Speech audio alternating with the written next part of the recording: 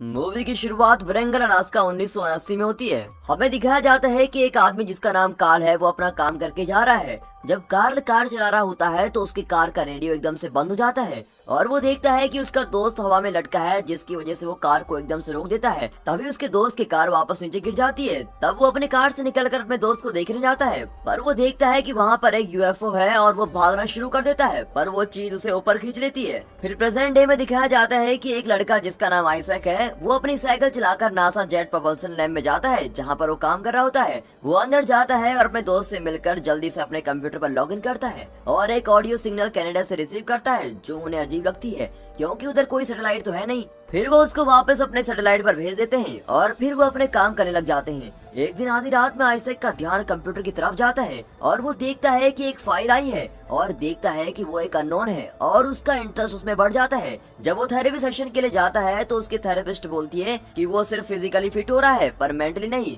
और उसे रोज 5 मिनट की वीडियो डायरी बनाने को बोलती है। वो बोलती है कि सुनने में जरूर सिली लगेगा पर ये काम करता है और वो चाहती है कि आइजैक भी इसे ट्राई करे। आइजैक मान जाता है और वैसे ही करता है जैसे वो बोलती है। एक दिन जब वो रिकॉर्डिंग कर रहा होता है तभी कुछ आसमान से नीचे गिरता है और उसके करीब ही लैंड होता है। वो भागकर उसको देखने जाता है, तभी मिलिट्री वाले भी आ रहे होते हैं और वो उसको देखकर छुप जाता है। फिर वो उसको देखने के लिए जंगल के अंदर जाता है, तभी वो उधर देखता है कि उधर एक स्पेसशिप लैंड हुआ है। वो उस स्पेसशिप को गायब होने से पहले रिकॉर्ड करता है और उसे पता भी नहीं कि उसके पीछे एक एलियन है। वो थोड़ा सा पीछे देखता है तो वहाँ पर एलियन खड़ा होता है। अब वो उसको रिकॉर्ड करता है। उसको अब ये देखकर बहुत ही इंटरेस्ट आता है और वो उसके पीछे जाता है, पर वो बेहोश हो जाता है। अब 3 दिन हो चुके हैं और आइजैक कैलिफोर्निया के माउंटेन्स के ऊपर उठता है। वहाँ उसे कुछ याद नहीं कि उसके साथ हुआ क्या है, पर उसका कैमरा उधर पड़ा होता है तो वो कैमरे में फुटेज देखता है और उसे पता लग जाता है कि वो यहाँ पर कैसे आया। आइजैक को उसकी आंख में अजीब सा फील हो रहा होता है। वो गिरकर बैठ जाता है और वो उन सारे इवेंट्स के बारे में सोचता है जो थोड़े दिन पहले हुए थे।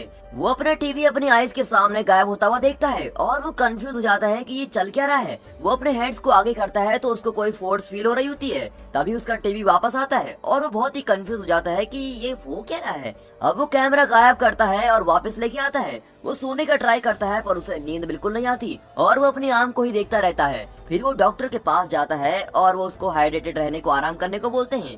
डॉक्टर उसको बताते हैं कि उन्होंने उसकी आंख में कुछ स्टेज देखा जो कि एक परफेक्ट फ्रैक्चर है। अब डॉक्टर आइजैक को नॉर्मल फ्रैक्चर और जो फ्रैक्चर उसके हाथ में है उसके बीच में डिफरेंस बताते हैं। जब डॉक्टर उसकी आंख को देखते हैं तो वो हैरान हो जाते हैं कि उसके ज्यादा स्कार नहीं है। फिर डॉक्टर उसके एक्सरे को रिसीव करने जाता है। अब आइजैक काम पर वापस आता है और बैग से पूछता है कि क्या वो अकेले में उससे बात कर सकता है। आइजैक एक कप को बैग के सामने रखता है और उसको गायब करने की कोशिश करता है और बैग उसे कंफ्यूजन में देखता है जब तक कप गायब नहीं हो पाता।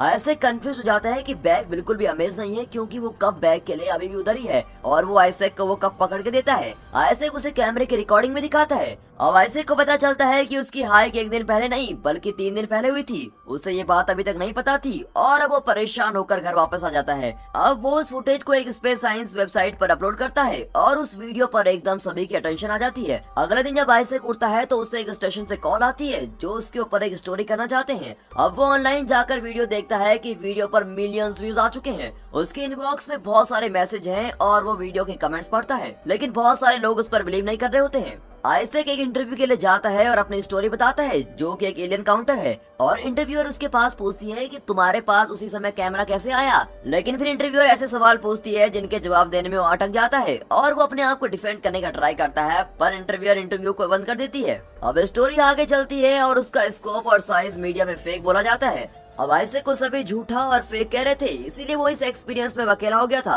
फिर वो सोचता है कि मेरे जैसे कई और लोग होंगे जिन्होंने एलियंस को विटनेस किया है, तो फिर वो ऐसे ही स्टोरी सर्च करने लगता है। उसको एक सिमिलर स्टोरी मिलती है और वहाँ पर वो देखता है कि एक लड़की ने वहाँ पर कमेंट किया है और वो उसको मैसेज करता है। अब आइजैक उसका डिनर पर वेट करता है और उसे सब कुछ फ्लोट होता हुआ दिखाई देता है, पर तभी उसे वेट्रेस आवाज मारती है जो उसे रियलिटी में वापस लेके आती है। उसको अभी भी ये नहीं पता कि वो जो देख रहा है वो रियल है या फिर उसके हेड में है। अब सारा वो लड़की है जिसको उसने कमेंट किया था वो आ जाती है। वो पहले अपनी स्टोरी नहीं बताती क्योंकि उसे नहीं पता कि वो आइजैक को ट्रस्ट कर सकती है या नहीं। वो उसे फोटोज दिखाती है और बाकी एविडेंस जो एलियन के पास होने का सबूत है वो सब कुछ दिखाती है। वो उससे पूछती है कि क्या कभी उसने 1989 का किडनैपिंग का सुना है। वो उस बारे में और पूछता है तो वो बताती है कि उसे भी कुछ अच्छी तरह से याद नहीं, पर कोई लड़का अलास्का में किडनैप हुआ था जब कार्ल और उसके साथियों ने लाई डिटेक्टर टेस्ट लिया था और सिर्फ कार्ल उसमें पास नहीं हुआ था और उसके बाद वो गायब भी हो गया। आइजैक और सारा अपनी बातें खत्म करते हैं और आइजैक उसे अपना नंबर देता है और वो चली जाती है। अब सारा आइजैक को कॉल करती है और उसे कार्ल की स्टोरी बताती है जो अलास्का में किडनैप हुआ था। आइजैक उस इंसान का नाम सर्च करता है पर उसे कुछ नहीं मिलता, तो वो उस आर्टिकल की स्कैन कॉपी मांगता है। फिर वो न्यूज में अपनी वीडियो को फेक बोलते हुए देखकर परेशान हो जाता है और डिसाइड करता है कि वो बहुत सारे आउटलेट्स और फिजिकल टेप्स अपनी स्टोरी को सच बताने के लिए भेजेगा। अब वो टेप्स को जब मेल करने का ट्राई करता है तो उस बॉक्स में नहीं जा रही होती है, तो एक स्ट्रेंजर उसकी हेल्प करता है। अब वो स्ट्रेंजर उसे पहचान लेता है और बताता है कि वो एक राइटर है जो ब्लॉग लिखता है और वो आइजैक की हेल्प जरूर करना चाहता है और उसकी स्टोरी को लोगों तक पहुंचाना चाहता है, ना कि मीडिया की स्टोरी को। वो आइजैक को अपना कार्ड देकर चला जाता है। अब आइजैक घर जाकर कार्ड देखता है जो उसके राइटर कैथ ने दिया था और फिर आइजैक उसके ऑफिस में चला जाता है। कैथ बोलता है कि तुम्हें लाई डिटेक्टर टेस्ट पास करना होगा, अगर तुमने ऐसा कर दिया तो उनके पास कोई चॉइस नहीं होगी और उन्हें तुम पर ट्रस्ट करना ही पड़ेगा। अब आइजैक मान जाता है और कैथ सेटअप लगाता है और आइजैक टेस्ट लेता है। जब टेस्ट ओवर हो जाता है तो कैथ रूम से चले जाता है। अब कैथ को मैन इन ब्लैक लेके जाते हैं पर वो उधर से भागने की कोशिश करता है और वो उसे शॉटगन से शूट कर देते हैं। अब आइजैक को फैसिलिटी में लेके जाते हैं और उसे एक व्हाइट रूम में चेयर से बांध देते हैं और उधर सारा भी है। तभी टीवी ऑन होता है और एजेंट ग्रेव्स अपना इंट्रोडक्शन देता है। वो आइजैक को बोलते हैं कि उन्हें कोई टेस्ट कंडक्ट करना है और स्केल ग्लास की दूसरी तरफ है। ग्रेव्स उसे फोकस करने को बोलता है। वो उसे मर्डर करते हैं जब वो ऑब्जेक्ट को स्विच करते हैं। आइजैक पूछता है कि वो कहाँ है और सारा कहाँ है, पर ग्रेव्स उसे फोकस करने को बोलता है, पर उन ऑब्जेक्ट्स के साथ कुछ नहीं हो रहा था। तो ग्रेव्स उससे पूछता है कि उसे कार्ल के बारे में क्या पता है, पर आइजैक को कुछ भी नहीं पता होता। ग्रेव्स गार्ड को उसको मॉनिटर करने को बोलता है और वो बाद में फिर से बात करेंगे ऐसा बोलता है। कुछ टाइम बाद ग्रेव्स वहाँ से जाता है और आइजैक रोबोटिक गार्ड्स को डिस्ट्रॉय करना शुरू कर देता है। फिर वो सारा को भी वहाँ से बचा के लेके चला जाता है। तभी वहाँ एडिशनल गार्ड आ जाते हैं और उन पर लेजर फायर करते हैं। आइजैक आगे जाकर एक रोबोट की गन लेकर बैक फायर करता है और वो भागना कंटिन्यू करते हैं। फिर उन्हें एक लॉक्ड डोर मिलता है और आइजैक उस पर फोकस करता है और अपने माइंड से उसे अनलॉक कर देता है। फिर वो दोनों उस डोर से एस्केप हो जाते हैं। तो वो रियलाइज करते हैं कि वो कोस्टा रिका में है। ग्रेव्स अपने आदमियों को उन्हें फॉलो करने को बोलता है कि कहीं वो दोनों कार्ल के पास न चले जाएं। अब वो दोनों एक कैफे में पहुंचते हैं और आइजैक सारा को बताता है कि उन्हें कैसे भी कार्ल को ढूंढना है। आइजैक कैफे में एक औरत से पूछता है कि उन्हें कंप्यूटर कहाँ मिलेगा और उन्हें जेड को ढूंढने को बोलती है। वो उन्हें इंस्ट्रक्शन देती है पर वो सिर्फ उसके स्निपेट्स को कैच करता है क्योंकि उसे वो लैंग्वेज नहीं आती। अब वो जेड की जगह पर जा रहे हैं और ग्रेव्स उन दोनों को ढूंढ रहा है। अब वो दोनों वाटर फ्रंट पहुंच जाते हैं और वहाँ से जेड के पास पहुंचते हैं जो अपने कंप्यूटर पर बैठा है। वो उसके पास जाते हैं पर वो कहता है कि वो उनकी हेल्प नहीं कर सकता।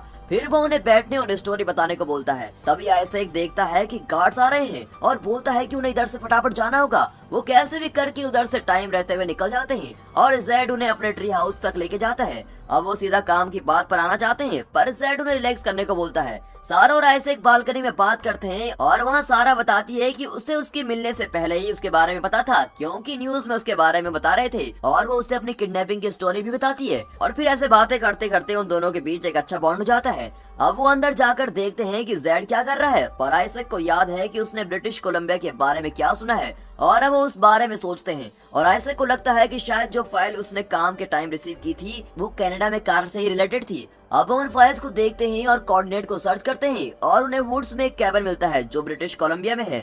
जेड को कोई कनेक्शन मिलता है और वो उसे कॉल करते हैं। जैसे ही वो कॉल करते हैं तो आइजैक कॉल पर बुलाता है, लेकिन तभी जिसको उन्होंने फोन किया था वो फोन रख देता है। अब जेड बोलता है कि वो फिर से ट्राई कर सकते हैं। वो ट्राई करते हैं और आइजैक एक्सप्लेन करता है। तब वो कार्ल को बताता है कि उन्हें एक सिग्नल मिला था, लेकिन कार्ल कहता है कि वो सिग्नल क्या है मैं उसको देखना चाहता हूँ। तभी जेड आकर नासा सिस्टम के अंदर जाकर वो डाटा लेके आता है और सारा कंफ्यूज हो जाती है कि कार्ल को डाटा चाहिए क्यों।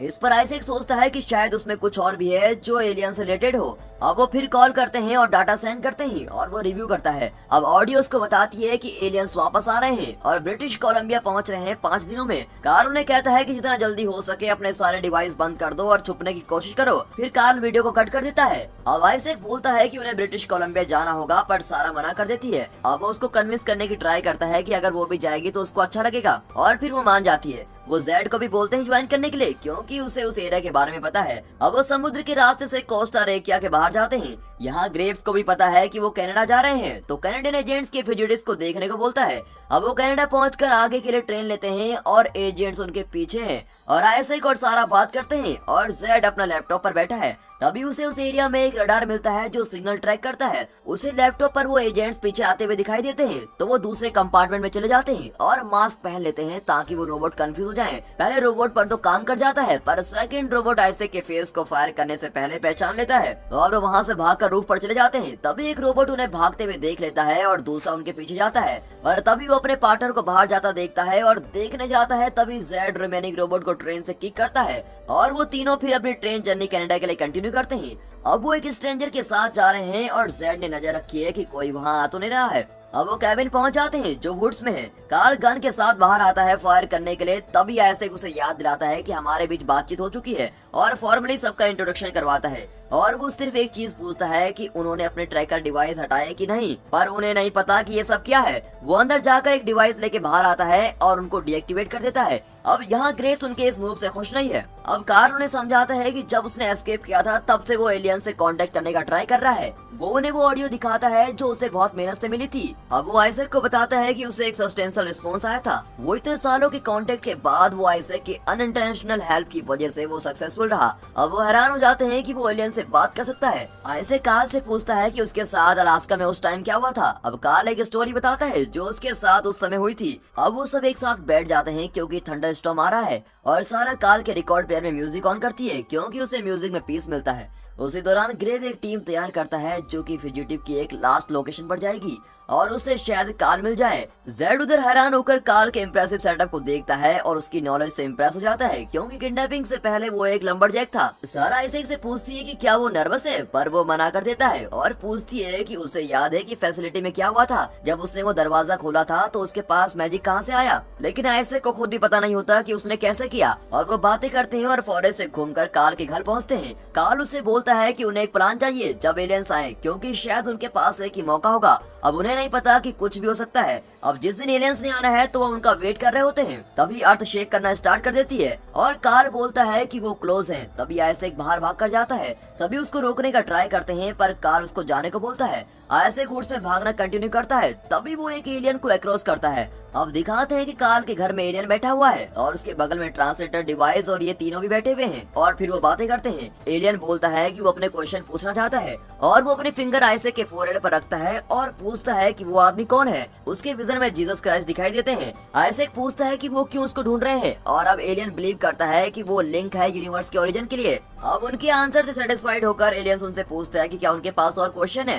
सारा पूछती है कि उनकी आर्म्स में दर्द क्यों हो रहा है। तभी एलियंस उसकी आर्म को सेपरेट करके एक ट्रैकिंग डिवाइस दिखाता है और कहता है कि इसी की वजह से हम तुमको ढूंढ पाए हैं। फिर वो ऐसे के हाथ से भी वो ट्रैकिंग डिवाइस निकालने वाला होता है कि तभी बाहर ग्रेव्स पहुंच जाता है और अपने आदमियों के साथ बिल्कुल गन लेकर तैयार है। कार्ल अपनी गन लेकर बाहर कुछ आदमियों को देखने आता है। तभी ग्रेव्स कार्ल को देखकर बोलता है कि वो जानना चाहता है कि उसके फादर रॉबर्ट ग्रेव्स के साथ क्या हुआ था, जो कि उनकी पर्सनल फाइट भी है। वो उसे 1 मिनट देता है कैबिन एग्जिट करने के लिए और कार्ल अपनी गन लेकर बाहर भाग जाता है और ग्रेव्स को स्टोरी फिर से समझाता है कि उसे नहीं पता कि उसके फादर को क्या हुआ था। ग्रेव्स उससे अनसेटिस्फाइड होकर अपने आदमियों को शूट करने को बोलता है और कार्ल फ्लोर पर गिर जाता है। तभी सारा भाग कर आती है और चेक करने पर सारा को भी वो शूट कर देते हैं। अब जेड एस्केप करने की ट्राई करता है कि वो अगला नंबर है। एलियन जल्दी से आइजैक की आर्म से वो ट्रैकर निकाल कर फिनिश करते हैं, पर जाने से पहले वो उसको अपने पावर्स पर फोकस करने को बोलते हैं। एजेंट्स बाहर से शूट कर रहे होते हैं, लेकिन आइजैक एक टेम्परल वेव भेजता है जो टाइम को स्लो कर देती है। वो बाहर जाता है और सारा को उठाता है और उसको डिसअपीयर कर देता है। अब वो वापस आता है जेड और कार्ल के लिए और उन्हें दूसरे डायमेंशन में लेके जाता है। अब वो एलियन अपनी शक्तियों से कार्ल और सारा को ठीक कर देते हैं। अब उनकी डायमेंशन में ग्रेव्स कंफ्यूज हो जाता है कि वो आखिर गए कहाँ, क्योंकि सभी इनविजिबल हो गए थे। फिर ग्रेव्स को स्पेसशिप देखते हुए दिखाते हैं। अब दिखाते हैं 6 महीने बाद कि आइजैक और सारा एक साथ हैं और एक दूसरे से प्यार करते हैं और जेड कार्ल के साथ साइंस प्रोग्राम पर काम कर रहा है और एजेंट्स ग्रेव को फायर कर दिया है। दोस्तों ये मूवी यहाँ पर खत्म होती है and finally thanks for watching.